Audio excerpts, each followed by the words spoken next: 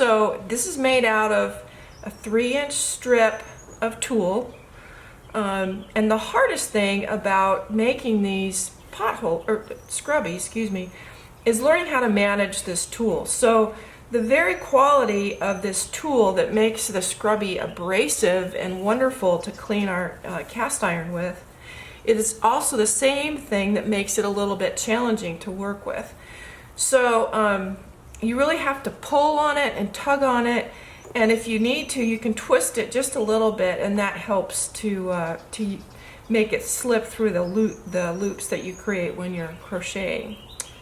So to get started, I'm going to twist my tulle, and I'm going to make a slip knot, just like that. Now the second trick that you have to or skill that you have to master when making these scrubbies is to leave yourself a lot of room in each of your loops that you're working.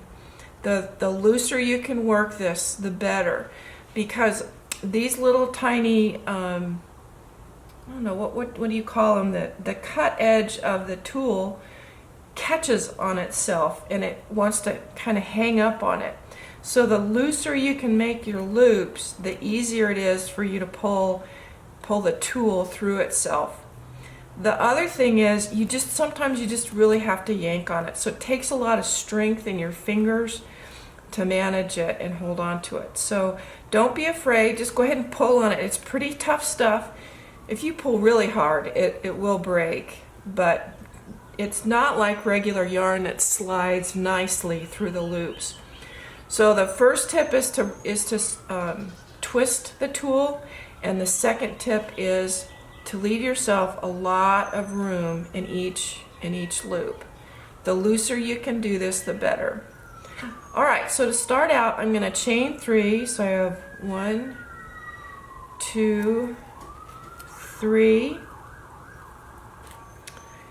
And now I'm going to close this loop.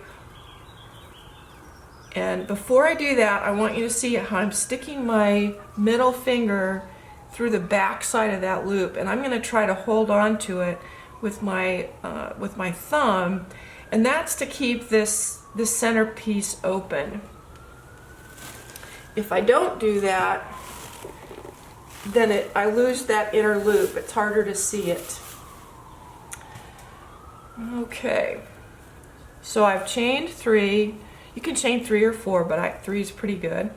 And I'm going to close that loop by pulling a slip knot through. And then because I'm double crocheting, I'm going to give myself another loop there. All right, and see how I've made sure that this circle stays open? I'm going to really work that hard because I don't want to be working into any of the loops, any of the single loops. I just want to work into the center right here. So I'm double crocheting, so I yarn over, go through the center of the ring, up and around, and I'm going to pull, pull, pull. And I'm going to try to give myself lots of room, and then I'm going to finish that double crochet. All right, and so I'm just going to go all the way around this ring till it looks like this, till it's solid. So that, let's just count for fun. I don't have to count, I just, we will count for the purpose of this tutorial, but after you've done 1 or 2 of these, you don't really need to count. You just want to fill that loop with as many double crochets as you can. So that's 2. And notice how I pull on the bottom of the double crochet and I move the bottom around this center ring. And that's to make them nice and tight and full.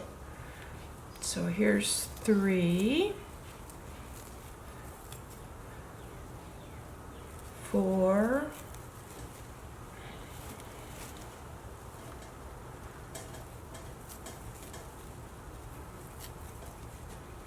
pull it, really yank on it, really give it a good yank.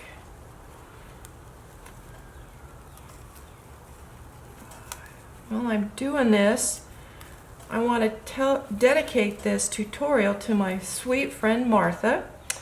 I met Martha in Bible Study Fellowship, and she has just become a dear, dear friend. And the reason why I want to tell you about Martha is she has the gift of hospitality. Every Tuesday, she has opens up her house to a group of ladies that she calls the Chicks with Sticks. And the Chicks with Sticks sit around and we knit together and we crochet together. We teach each other. Somebody wants to learn how to crochet or learn how to knit, they can come over, hang out at Martha's house. But the best part about Martha's hospitality is that she's created this safe, wonderful, lovely place around her dining room table every week where we just sit around and share life. We tell funny stories about things that have happened. We share concerns if somebody is sick or not well. It's just a beautiful example of what community is supposed to look like, a community of believers. So I just love Martha, and I want you to know her story. And that's why I'm dedicating this tutorial to her, because she loves to knit and she loves to crochet. So Martha, I love you. All right, so you can see I've filled up my ring with double crochets, and maybe I can get one more in there. Let's see, yeah, one more will fit. All right, so now the next step is to complete the circle. And to do that, or to tie it off. So to do that, I'm going to go work in the top of that first double crochet, and that will complete it. Now, if you want to make it one color, all one color, you would just keep on going. But I'm going to show you how I make these different colors work. So I'm going to cut the tool off there, and I'm going to grab another color, and I think I will grab orange.